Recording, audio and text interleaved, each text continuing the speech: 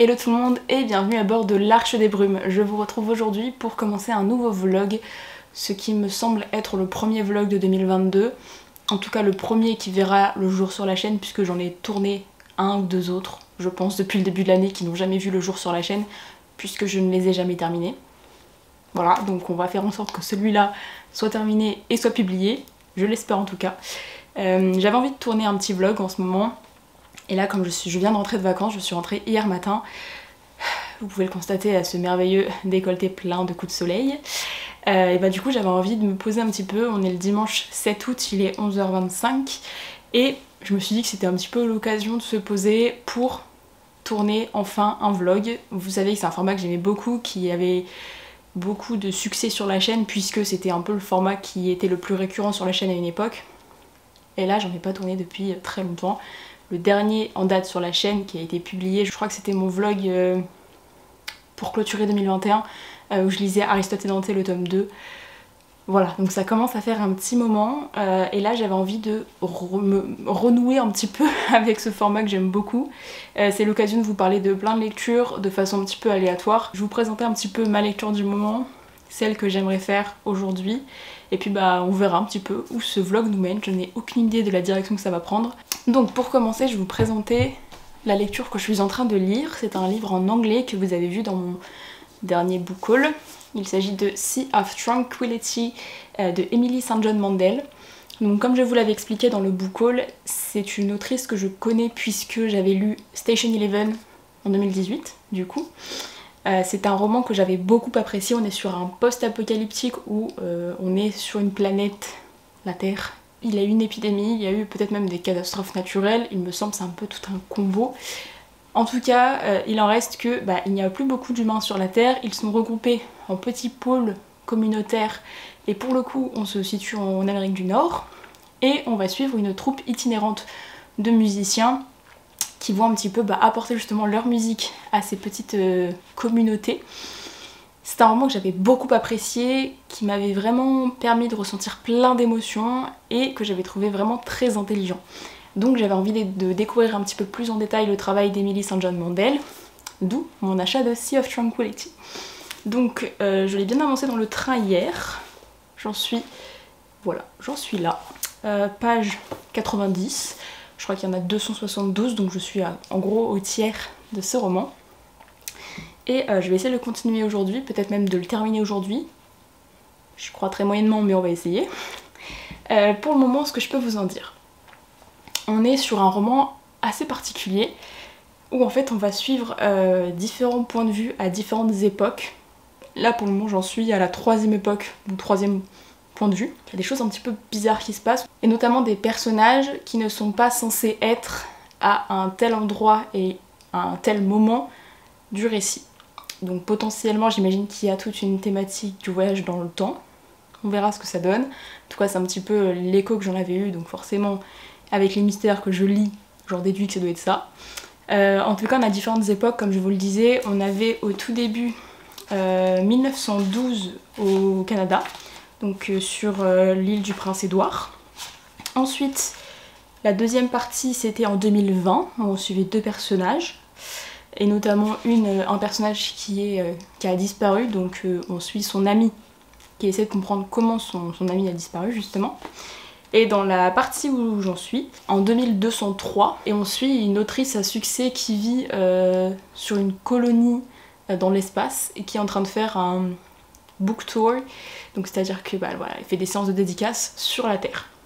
Voilà, c'est un petit peu là où j'en suis. J'imagine qu'il y a d'autres époques, d'autres personnages, on verra où est-ce que ça mène.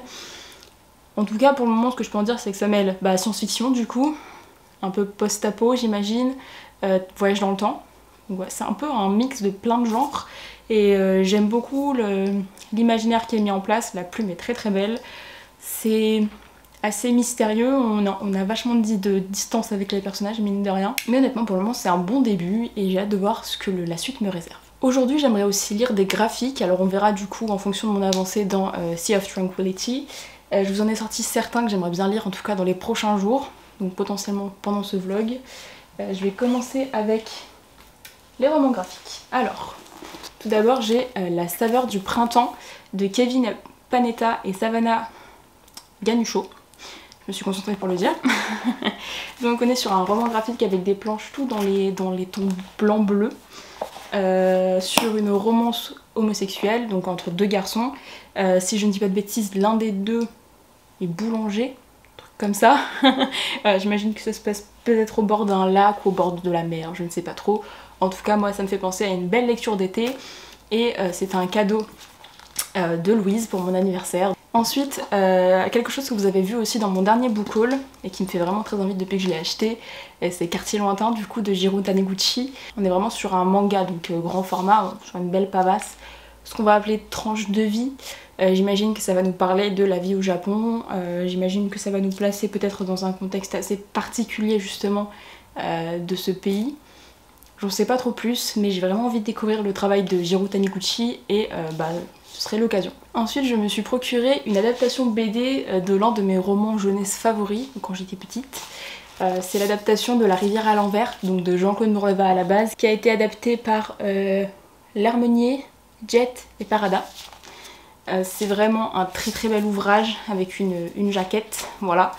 Et j'avoue que j'ai craqué dessus quand je l'ai vu, c'est une édition intégrale, je crois que d'habitude il était en 2 tomes. Donc là c'est une version intégrale. J'ai vraiment hâte de voir comment ce texte, qui est vraiment ancré dans un imaginaire très puissant, a été adapté du coup en dessin. Je vous en dirai plus quand je l'aurai lu. Ça va me permettre de me remettre un petit peu les idées en place sur l'histoire aussi.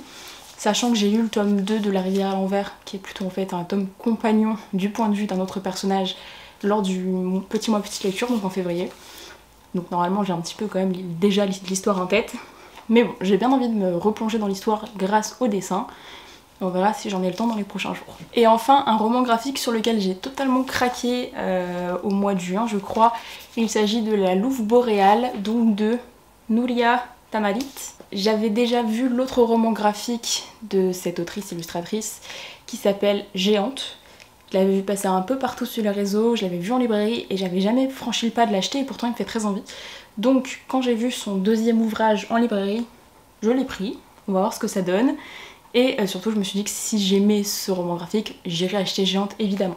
Mais en fait ce qui m'a plu dans celui-là, c'est déjà alors, la couverture que je trouve très très belle. Et je l'ai un peu ouvert pour le feuilleter et j'aime beaucoup le trait de dessin. C'est assez particulier, voilà, mais j'aime beaucoup la colorisation, les traits, vraiment les traits des personnages sont vraiment particuliers avec des yeux tout ronds. Mais ça m'a vraiment attirée, donc j'ai décidé de découvrir le travail de l'autrice à travers cet ouvrage là et on verra si du coup j'ai envie d'acheter Géante ensuite. Juste un petit album que je voudrais vous présenter, je vais sûrement le relire pour pouvoir faire un réel sur Instagram puisque je l'ai reçu en service de presse, mais je l'ai déjà lu. Il s'agit de Antigone peut-être de Martine Delerme, c'est une réédition chez les éditions Sipango. Du coup c'est un tout petit album, hein, vraiment on est sur quelques dizaines de pages, une trentaine même je crois. Où on a du coup des beaux dessins et un tout petit peu de texte. Vraiment pour tout vous dire, le texte tient en une page à la fin, texte complet. Pour vous montrer, voilà, là c'est le texte intégral sur 2 pages. De base j'ai quand même déjà beaucoup aimé cet album, on est sur des portraits de petites filles à travers les cultures, à travers le prisme de notre société.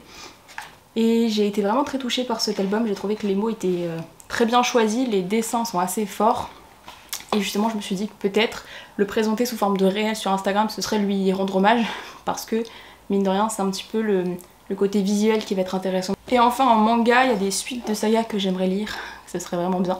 Parce que j'en ai commencé beaucoup des sagas de manga, faut vraiment que je vous fasse une vidéo mes sagas en cours. Ça va être très long en fait, parce que j'ai vraiment beaucoup de sagas en cours. Donc voilà, 3 d'entre elles.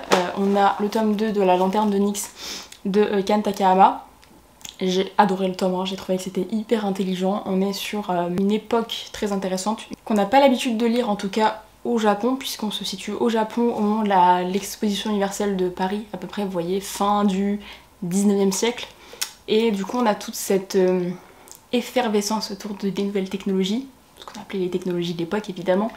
Au niveau de la culture même de cette époque-là, c'est super intéressant. On suit cette jeune fille qui a un petit pouvoir assez particulier qui me fait un petit peu penser à la passe miroir. Donc voilà, j'avais adoré le tome 1 et les dessins sont juste incroyables, donc il faut vraiment que je continue, ce serait vraiment bien. Ensuite il faudrait que je continue Blackwater. Donc c'est de Yana Toboso. À nouveau l'époque victorienne, mais pour le coup en Angleterre. On suit un majordome et son maître, qui est un enfant en fait. Et il y a une histoire de pacte avec le diable. Ça parle de Jack l'Éventreur, ça parle de, voilà, de plein de choses de cette époque-là. Moi j'ai beaucoup aimé le tome 1 et le tome 2, ça m'a vraiment beaucoup plu. Donc je ne sais pas pourquoi je n'ai pas encore continué. Voilà, ce serait l'occasion avec ce tome 3, sachant que j'ai jusqu'au tome 6 dans ma pile à lire. Et enfin, bon oui, on est d'accord, ça fait beaucoup. Mais si je pouvais tous les lire, ce serait bien pour faire un petit peu descendre ma pile à lire. C'est le tome 2 de Éclat d'âme de Yuki Kamatani évidemment. Donc ça fait pas mal de choses, mais bon les graphiques se lisent assez rapidement, donc ce serait l'occasion d'avancer un petit peu. Je suis aussi dans une série en ce moment, donc j'ai repris Vampire Diaries depuis quelques semaines. Honte à moi, voilà, je replonge un petit peu dans mes périodes de collège. C'est pas ma série préférée de tous les temps, mais j'avais envie de me la refaire parce qu'en fait j'avais suivi cette série au fur et à mesure de la publication du coup des saisons, et du coup j'ai jamais vu la série d'une traite, c'est-à-dire que à chaque fois je voyais les saisons sans avoir totalement les souvenirs des saisons précédentes. Donc voilà, c'est un petit peu l'occasion de me replonger dedans. Ça fait passer du bon temps, c'est sympa, je suis contente mine de rien de retrouver les personnages. Donc voilà, j'avance un petit peu, je suis au début de la saison 3 là, je pense que je suis à l'épisode 7 de la saison 3. Donc j'avance petit à petit. Donc il n'est pas impossible que je regarde un petit peu d'épisodes cette semaine, mais j'espère quand même pouvoir avancer dans mes lectures, ce serait pas mal.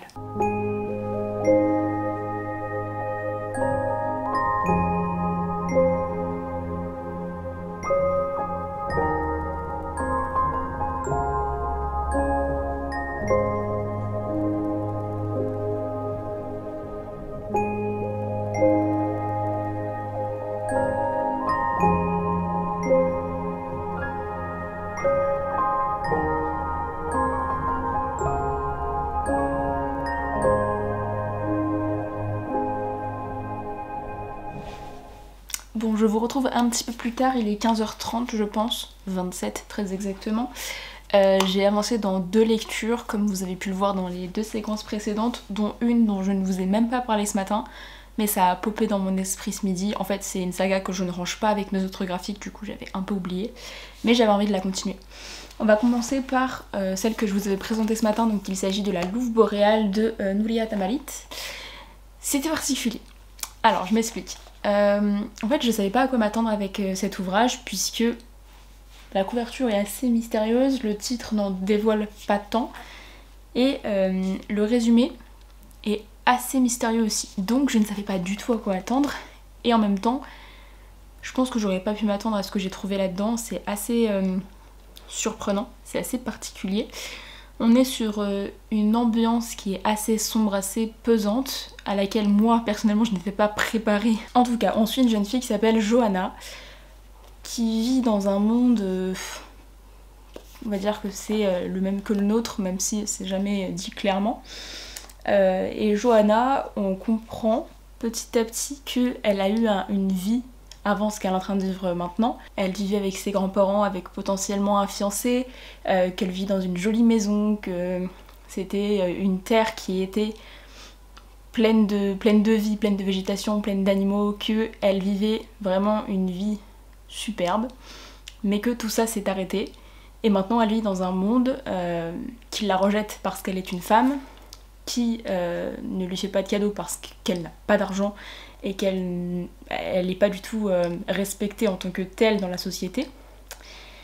Et du coup on comprend au tout début qu'elle va se lancer dans une expédition, donc elle vend toutes ses affaires pour pouvoir participer à une expédition pour aller chercher de l'or, puisqu'il s'avère qu'en fait une région un peu plus loin a été définie comme une région où il pourrait potentiellement y avoir de l'or. Donc elle va se lancer dans cette expédition. Je vous passe un peu les détails, mais en fait l'expédition va partir sans elle, elle va se retrouver toute seule dans cette forêt à faire son expédition. Elle va sauver une louve de ses blessures pour qu'elle devienne sa compagne en fait de route. Évidemment ça fait penser à La Ruée vers l'or, donc on parle évidemment de la colonisation de l'Amérique. On parle de toutes ces thématiques sans jamais les énoncer clairement. On est aussi sur à la fois un conte assez écologique. En fait c'est un récit qui est dénonciateur des actions de l'homme, voilà, en général. C'est un récit qui est donc, comme je le disais, assez écologique puisque on a cette terre qui était assez préservée, donc cette terre où il y a potentiellement de l'or qui était assez préservée et qui va être forcément souillée par tous ces hommes qui viennent chercher de l'or. Il y a cette femme du coup qui n'est pas du tout respectée parce qu'elle est femme, donc c'est un récit aussi assez féministe. Et puis toute cette critique en fait des actions de l'homme d'un point de vue de la colonisation en Amérique, ou en tout cas de toute la période de la ruée vers l'or. Il y a plein de messages qui sont adressés, c'est assez violent d'une certaine manière, c'est assez sombre. On a une espèce de sororité aussi qui se met en place dans ce récit. Voilà, il y a plein d'éléments, je vous laisse ça comme ça parce que c'est difficile de vous en dire plus sans trop vous spoiler en fait. Il y a un petit côté aussi finalement Princesse Mononoke des studios Ghibli. Voilà, pour moi c'est un peu un mélange de tout ça, ça m'a surprise, plutôt dans le bon sens, ça reste très particulier et je pense que ça plaira pas à tout le monde, mais c'est vraiment un récit qui est très intéressant et j'ai vraiment beaucoup aimé du coup les graphismes, même si du coup on est vraiment sur des traits qui sont très marqués. Bon, ça aussi je pense que ça peut ne pas plaire à tout le monde, donc des traits très marqués et puis du coup globalement des couleurs assez sombres qui potentiellement peuvent aussi, je sais pas, rebuter un petit peu le lecteur. Voilà ce que je peux vous en dire, c'était une découverte assez intéressante en tout cas. Je ne sais pas si je lirai Géante, mais en tout cas je suis contente d'avoir découvert le travail de cette autrice illustratrice parce que mine de rien j'ai trouvé que les messages qui étaient adressés dans celui-là en tout cas étaient vraiment intéressants. Il y a une chose qui m'a un petit peu perdue, c'est qu'on a des flashs dans le passé, où on comprend en fait le passé du coup de Johanna. J'ai eu un petit peu de mal avec tous les switches entre les différents flashs parce que c'est pas forcément expliqué. Je savais pas trop à qui ça faisait référence à chaque fois. Je pense que c'est aussi dans tout l'esprit du récit. Et ensuite du coup la saga dont je ne vous ai pas parlé ce matin mais dont j'ai lu du coup le tome 6, c'est Space Boy de Stephen McCraney. Donc c'est une saga que j'ai commencé au mois d'avril peut-être je crois. Donc je pense que j'en ai pas encore parlé sur la chaîne. À ce jour, je crois que j'ai jusqu'au tome 8. Je ne sais pas encore si le 9 est sorti en français, il faudrait que je regarde. Donc c'est une saga, comme vous pouvez voir, c'est un petit format BD. Donc l'histoire en fait de base, c'est Amy qui vit sur une colonie dans l'espace. Et en fait un jour son père perd son travail. Et du coup ils sont obligés de rentrer sur Terre pour trouver un nouveau travail pour son papa. Et il s'installe à Kokomo, donc c'est une ville où elle va du coup aller à l'école, où elle va découvrir la Terre en fait, parce qu'elle ne connaissait pas du tout. Tout le trajet entre sa colonie et la Terre, elle va être cryogénisée et du coup perdre entre guillemets 30 ans. Donc ses amis de la colonie vont avoir 30 ans de plus qu'elle quand elle arrivera sur Terre. Donc on a un peu cette thématique qui va être abordée. Et puis il y a une chose très intéressante dans ce récit, c'est que du coup quand elle arrive sur Terre, elle découvre la nouvelle technologie qui s'est installée. Et il y a plein de choses très intéressantes. On voit un petit peu les dérives justement de la technologie, de l'intelligence artificielle. Elle va aussi se faire des amis, donc il y a plein de personnages assez intéressants. Et elle va rencontrer un garçon qui s'appelle Oliver, qui est très mystérieux, on ne sait rien de lui. Même son nom en fait est potentiellement faux. Et elle va essayer de découvrir qui il est, de comprendre pourquoi il est aussi mystérieux, pourquoi il a ce caractère-là, pourquoi il n'est pas intégré dans le groupe, en fait, dans l'école. Très intéressant parce que ça questionne vraiment toute la question de la technologie et jusqu'où on peut aller en fait avec la technologie. La seule chose que je pourrais reprocher à cette saga, c'est que voilà, j'ai lu le tome 6 et je trouve qu'en fait, au fur et à mesure des tomes, on n'avance pas tant que ça dans l'intrigue. C'est plaisant à lire. C'est-à-dire que c'est très coloré, il y a plein de questions assez intéressantes, les personnages sont vraiment bien construits et vraiment intéressants, mais je trouve qu'on n'avance pas tant que ça en fait dans l'intrigue au fur et à mesure des tomes, donc ça s'éternise un peu. Voilà, j'aurais préféré que ce soit peut-être un peu plus condensé, ça aurait été un petit peu plus entraînant, mais en tout cas ça n'empêche que j'ai hâte de lire le tome 7 et le tome 8 que j'ai dans ma pile à lire, et je vais aller regarder quand est-ce que sort le tome 9. En tout cas je continue à lire en fait de façon épisodique cette saga pour ne pas tout oublier quand le tome 9 sortira. Mais en tout cas c'est une belle découverte de cette année, donc je vous recommande cette saga. Après je comprends que ça puisse rebuter parce qu'on est quand même sur 18 € le tome, le rapport prix temps de lecture est pas terrible, mais en même temps je vais vous dire, sur les graphiques c'est souvent le cas, celui-là coûte 28 €, j'ai pas beaucoup passé de temps non plus dessus. Voilà, c'était la petite parenthèse économique. Mais en tout cas c'est vraiment intéressant si vous avez envie d'un graphique qui aborde toute la thématique de la science-fiction, on va dire dans le futur de la société humaine. franchement je pense que c'est une bonne base. Voilà, donc je suis contente d'avoir lu ces 2 petits-là, c'est déjà pas mal dans ma matinée début d'après-midi. Du coup là je vais retourner à ma lecture de Sea of Tranquility que je n'ai toujours pas avancé depuis tout à l'heure. Clairement je pense que je l'aurai pas fini ce soir, mais sait-on jamais. Bon, je vous reprends pour vous refaire un tout petit update, tout simplement parce que j'ai juste qu'une envie, c'est me replonger dedans. Il est 18h15 et j'ai fait que lire depuis tout à l'heure, donc j'ai avancé dans Sea of Tranquility. Autant vous dire que je ne pensais pas du tout réussir à le finir ce soir au vu de mon avancée de ce matin, et au final j'en suis là. Voilà, il me reste 70 pages, donc largement ce sera fini ce soir, je vais m'y remettre direct juste après. Donc c'est très bizarre ce qui s'est passé avec ce roman. Je l'ai repris tout à l'heure, j'étais à la page 90 et jusqu'à la page 100 j'étais du coup dans le passage, comme je vous l'avais dit, dans la timeline de 2203 où on suit une autrice qui va faire un book tour sur Terre. Et en fait tout du long de ce passage je me suis demandé où est-ce que ça menait. Je me suis dit c'est pas possible, je comprends pas où est-ce qu'on va. Donc mon intérêt a commencé à baisser un peu jusqu'à la page 100, 105. Et à la page où j'ai commencé à vraiment me dire que je comprenais pas trop l'intérêt, il s'est passé quelque chose, il y a eu un nom qui a popé et je me suis dit ah ok, là ça me rappelle quelque chose, je commence à faire le lien avec les autres timelines qu'on nous avait présentées avant. Et à partir de là ça s'enchaîne et je n'ai pas réussi à le lâcher depuis la page 90, donc là je viens d'engouffrer 110 pages d'un coup.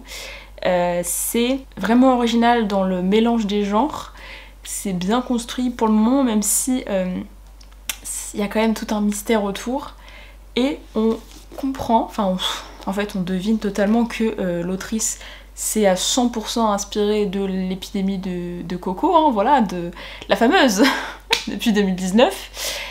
Pour écrire son roman, je me demande même si elle l'a pas écrit pendant le confinement, parce que clairement c'est très drôle parce que moi j'avais lu un de ces post-apo où il y avait une épidémie en 2018, donc avant l'épidémie de Covid, et maintenant je relis un post-apo un petit peu, en tout cas un science-fiction qu'elle a écrit ensuite, où il y a aussi une épidémie, et en fait on voit totalement le fait que maintenant elle sait vraiment ce que c'est que de vivre pendant une épidémie.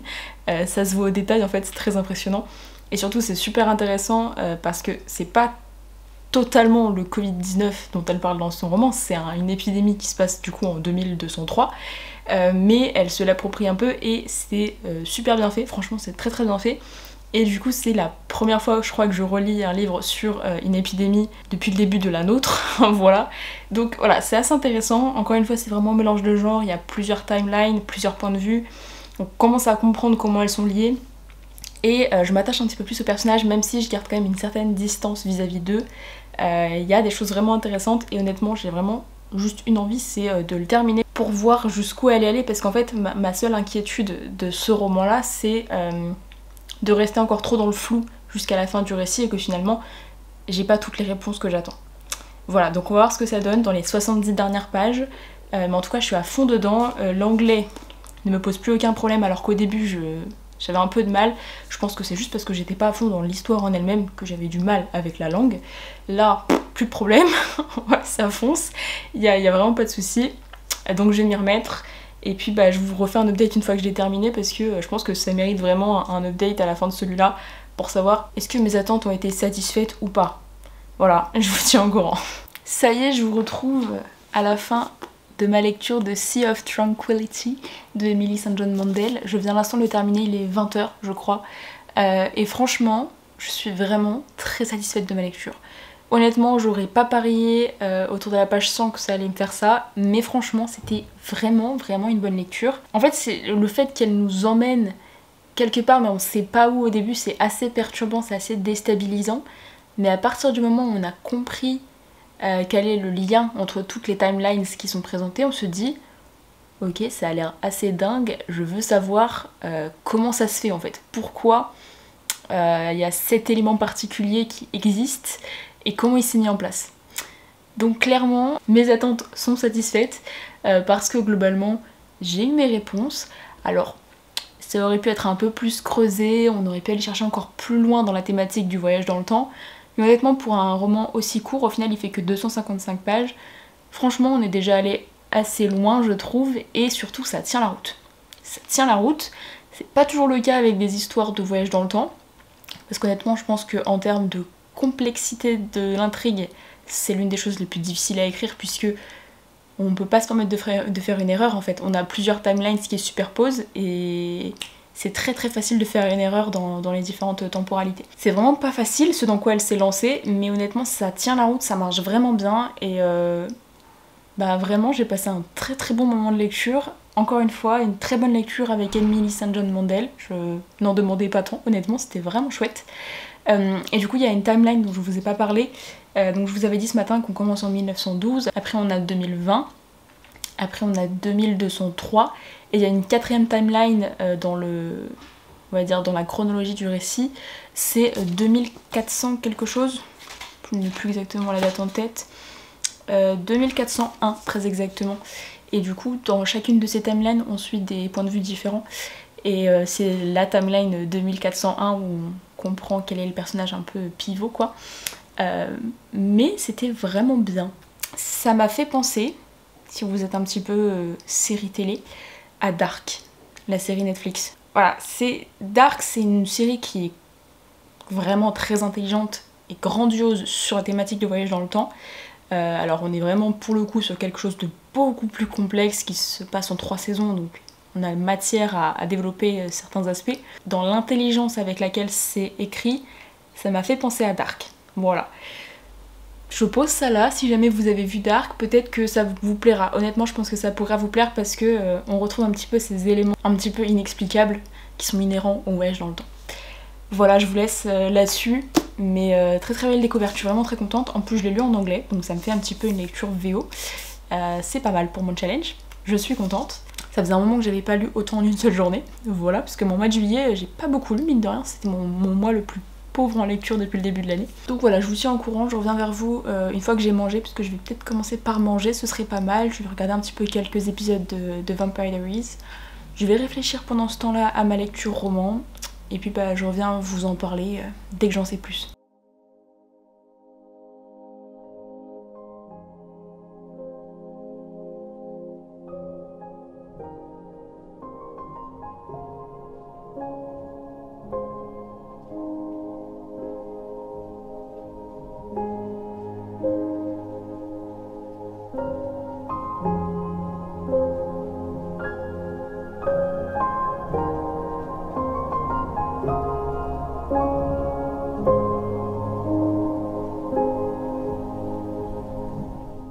Hello, je vous retrouve en ce doux lundi 8 août de reprise du travail. Il est 17h, 40 exactement.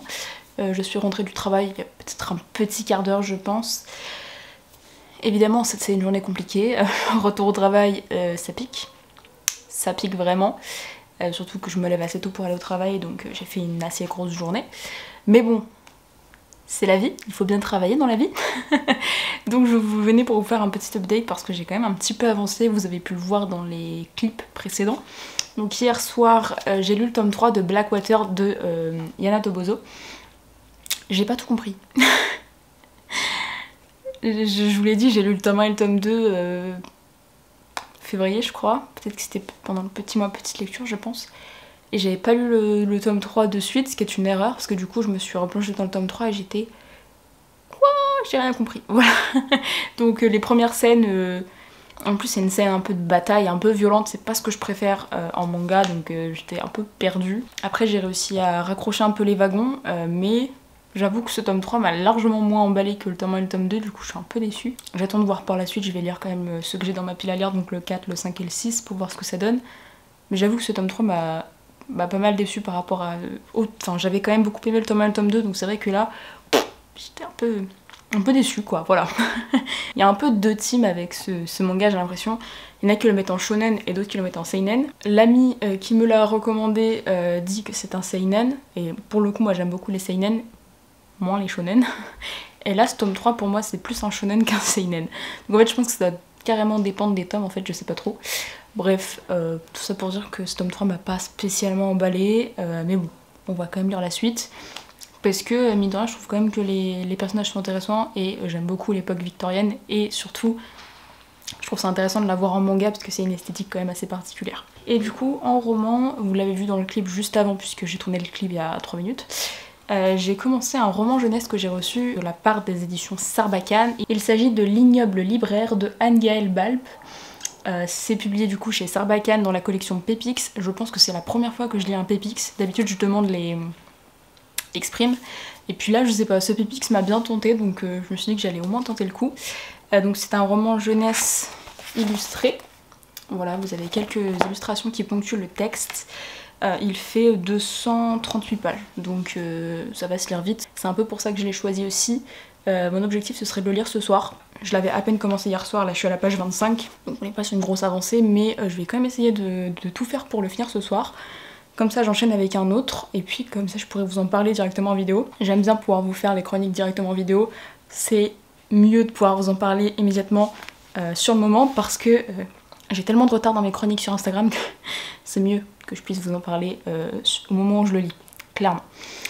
Donc je vous en reparle quand j'ai un petit peu avancé, et puis c'est tout. Voilà, je vais accompagner de mes super oursons à la guimauve et probablement d'un petit thé, me replonger dans ma lecture et je vous en ferai un update une fois que j'aurai un petit peu avancé. Bon, je vous retrouve un petit peu plus tard, vous avez une vue plongeante sur ma cuisine, mais je fais comme je peux avec la lumière puisque depuis le début du vlog, mon appareil photo est tenu avec le trépied de la ring light, donc je ne peux pas mettre la ring light. Tout un problème. Donc comme il est déjà presque 20h30, évidemment la lumière baisse un peu, même si on pourrait croire que c'est le plein jour parce que mine de rien 20h30 en août en Bretagne c'est la pleine journée. Bref, tout ça pour dire que j'ai terminé ma lecture il y a presque 1 heure maintenant je pense, donc L'ignoble libraire, et que j'étais sur Livre Addict là sur mon ordinateur pour ma nouvelle lecture. Donc je vais vous faire juste un petit update, en sachant que du coup je pense que je vloggerai peut-être encore demain après-midi en rentrant du travail, mais j'arrêterai le vlog ensuite parce que je viens d'apprendre que ma maman arrive chez moi demain soir. Elle vient de me rendre visite pendant 2 semaines, donc c'est trop cool. Mais du coup forcément dans mon petit appartement de 19 mètres carrés, je ne vais pas pouvoir vlogger avec quelqu'un d'autre dans l'appart. Et en même temps je pense qu'il y a largement assez de contenu dans le vlog pour que ça fasse un vlog complet d'ici demain soir. Je ne sais pas pourquoi est-ce que je disais ça à la base, mais revenons à nos moutons. Donc j'ai terminé L'ignoble libraire et j'ai vraiment passé un bon moment de lecture, déjà je l'ai dévoré. Donc c'est un roman, je précise vraiment jeunesse. Ne venez pas me dire ensuite si vous l'achetez, oh bah non j'ai pas aimé, c'est trop jeunesse. C'est jeunesse, c'est fait pour être jeunesse. Voilà. Je le précise quand même parce que c'est souvent des réflexions que je vois passer et je suis toujours assez ébahie de lire ça, parce que si vous achetez un roman jeunesse et que vous vous plaignez du fait qu'il soit jeunesse, ça n'a aucun sens. J'en avais parlé dans ma vidéo sur Pierre Bottero, les vrais savent, ce que j'avais sorti à l'époque. Bref, tout ça pour dire que jeunesse, vraiment. Mais c'était vraiment chouette. On suit un garçon qui s'appelle Sohan. On comprend au début du récit qu'il vit avec une assistante familiale, donc il n'a jamais connu ses parents. Et du coup c'est cette femme, donc Paula, qui s'occupe de lui depuis qu'il est tout petit. Et ce garçon, il est absolument fan des livres dont vous êtes le héros. Vous savez, ces fameux livres un peu puzzle où vous pouvez choisir les actions, les aventures que vous allez vivre. Et lui, pour le coup, dans les livres qu'il lit, il y a des quêtes à mener et en fonction des choix que vous faites, vous réussissez la quête ou pas. Donc il est absolument fan de ce genre de livres. Et au début du récit, on comprend que dans la série qu'il préfère de ce genre de livres, le dernier tome va sortir le lendemain. Et du coup on va l'accompagner à la librairie pour chercher ce dernier tome qui vient de sortir. En fait en rentrant à la maison, il va découvrir dans le livre un marque-page un peu bizarre, un peu métallique, dans lequel il va se refléter mais avec la tête du personnage du livre. Il va se dire c'est très bizarre. Et en plus ce marque-page hyper étrange revient toujours dans son livre même quand il ne le met pas dedans. Donc c'est un marque-page ensorcelé. Là-dessus du coup il va retourner à la librairie pour essayer de comprendre un petit peu pourquoi ce marque-page est comme il est, évidemment. Quelques péripéties plus tard, il va se retrouver plongé avec certains de ses amis au cœur d'un roman où il va devoir mener une petite quête, une petite aventure pour ramener quelque chose dans le monde réel. Je vous en dis pas plus, franchement c'était une très bonne lecture. C'est fluide, ça se lit très bien, les phrases sont assez courtes mais c'est pas enfantin non plus, c'est vraiment bien écrit pour le coup je trouve. Il y a quelques sujets abordés auxquels je m'attendais pas du tout, notamment le fait que ce jeune garçon du coup soit placé dans une famille d'accueil, c'est assez intéressant je trouve. Et surtout, je trouvais que la quête était très mignonne, très chou. On est encore une fois sur ces fameux livres qui parlent de livres que j'aime toujours autant. Donc je vous le recommande si vous aimez ce genre de récit un petit peu jeunesse dans lequel vous pouvez tout simplement poser le cerveau et passer un bon moment de lecture, ça a été mon cas. Je peux que vous le recommander, franchement c'était une très très bonne lecture et en plus les illustrations sont assez choues donc le petit plus sympathique quoi. Voilà. Du coup maintenant que j'ai terminé ça, bah, évidemment il faut à nouveau choisir une nouvelle lecture, donc un nouveau roman. Ça n'a pas été facile. Je me suis posée dans ma bibliothèque, je me suis dit qu'est-ce que t'as vraiment envie de lire maintenant tout de suite? Parce que le truc c'est que du coup là, typiquement celui-là, je l'ai choisi parce que c'est un service de presse aussi. Ça veut pas dire que j'avais pas spécialement envie de le lire, mais il y a aussi cette idée de ah bah je dois le lire donc je vais le lire maintenant. Et là je me suis dit ok là tu te poses devant la bibliothèque et tu choisis le livre qui te fait réellement envie. Alors il y en a plein qui me font très envie évidemment, mais il y en a un quand même que j'ai sorti du coup, que je vais commencer ce soir, dont je vous parle depuis plusieurs vidéos, qu'il faut que je lise avant la fin de l'année. C'est le tome 3 de Broadway Limited de Malika Ferjuk. Vous savez au fur et à mesure de mes vidéos à quel point j'adore Broadway Limited. Je vous l'ai déjà expliqué plusieurs fois mais j'ai lu le tome 1 et le tome 2 en 2018. Donc pour moi c'est un peu lointain dans ma mémoire, très clairement. Et bah je sais pas, j'ai quand même envie de le découvrir comme ça sans avoir relu les autres. On va voir ce que ça donne. En feuilletant j'ai vu qu'au tout début il y avait un genre de petit récap des personnages et un petit peu de leur histoire. Donc c'est parfait. Merci Malika, vraiment. C'est une pavasse, il fait plus de 600 pages dans mon souvenir. Donc on verra ce que ça donne. Mais j'ai vraiment envie de me replonger dans l'ambiance. Cette ambiance que j'avais tellement aimée quand j'avais découvert le tome 1 été 2018 comme je le disais. J'avais passé un tellement bon moment dans cette espèce d'ambiance de Broadway du coup. Après-guerre, on est sur une époque où tout est possible en fait dans la mentalité des personnages et vraiment j'avais trop aimé. Donc j'ai vraiment très envie de replonger dans cet univers et dans cette ambiance. Donc voilà, c'est le moment, je vais enfin lire le 3e tome de Broadway Limited. Je vous laisse ici pour aujourd'hui, je pense que je vous reprendrai pas, sauf si je lis un petit graphique, mais j'en doute, je verrai bien. Et oui, j'avais gardé mon ordinateur ouvert pour vous dire une chose par rapport à Broadway Limited qui m'a quand même bien fait rire, pour vous dire à quel point j'aime cette saga. Ce tome est sorti le 5 mai 2021, je l'ai acheté le 8 mai 2021, donc clairement juste à sa sortie, hein, et je ne l'ai toujours pas lu. Mais j'avais acheté le tome 3 quand il est sorti, parce que je me suis jetée dessus, en me disant « Trop bien, j'adore cette saga, je vais le lire tout de suite ». Et non, c'est faux, comme souvent. Bref. Je vous laisse là, je vais aller manger parce que mine de rien, à 20h30, je pense que c'est plutôt l'heure. Je vais me regarder quelques épisodes de ma série, tranquillement. Et puis bah je pense que j'attaquerai après Broadway Limited. J'ai très hâte, mais un peu peur quand même d'être totalement perdue. On verra bien. Un petit mot avant de totalement fermer ma caméra. Je viens de regarder sur Livre Addict une chose que je ne savais pas. Je pensais qu'il y aurait un tome 4 à cette saga, je ne sais pas pourquoi. Peut-être parce que Malika Ferjuk l'avait pensé comme ça à la base en 2018 et que finalement, bah, comme elle a sorti une pavasse en tome 3, peut-être qu'elle a réussi à terminer son histoire. Je ne sais pas, mais en tout cas sur Livre Addict, il a indiqué que le tome 3 c'est le dernier. La saga elle est terminée. Ce qui veut dire que déjà, je me suis fait tout un pataquès depuis un an en me disant mais attends, après je vais lire le tome 3, mais une fois que j'aurai lu le tome 3, après il y aura le tome 4 qui va sortir dans longtemps, je me souviendrai plus de l'histoire. Alors qu'en fait pas du tout, parce qu'il n'y aura pas de tome 4, voilà.